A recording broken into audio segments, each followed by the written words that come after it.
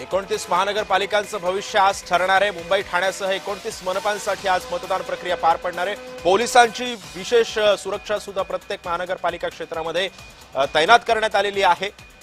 राज्यातील 29 महानगरपालिकांसाठी आज मतदान पार पडत आहे। पुणे, नाशिक, छत्रपती संभाजीनगर, नागपूरसह अनेक महानगरपालिका या महत्त्वाच्या मानल्या जातात।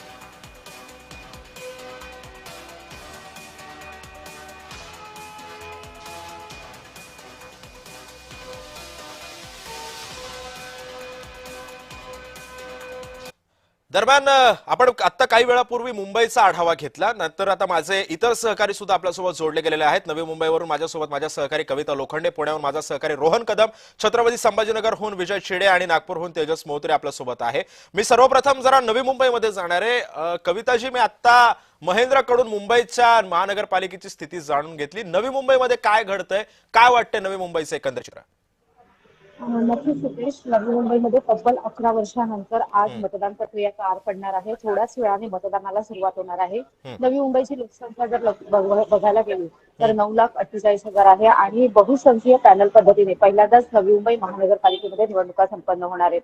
एकूणच 27 प्रभागांमध्ये 4 सदस्य असणार आहे अबोकडक पद्धतीमध्ये आणि 28 प्रभागामध्ये 3 सदस्य असणार आहेत। आणि आज जी आहे 7:30 वाजल्यापासून निवडणूक प्रक्रिया जी आहे ती सुरू होणार आहे। नवी मुंबईमध्ये तब्बल 8 केंद्र, या 8 ठिकाणं जी आहेत ती या ठिकाणी स्थापन करण्यात आलेली आहे, ज्या ठिकाणी मतदान होणार आहे। 185 बूथ असणार आहे आणि थोड्या वेळाने जे आहे वनमंत्री गणेश नाईक देखील याच ठिकाणी येणार आहे। मी ज्या ठिकाणी उभी आहे कोपरखिंड येथील सेंट मेरीमध्ये चोख व्यवस्था या ठिकाणी करण्यात आलेली आहे। पोलीस बंदोबस्त तैनात करण्यात आलेला आहे। सुरक्षेची पूर्णपणे काळजी घेतली गेलेली आहे।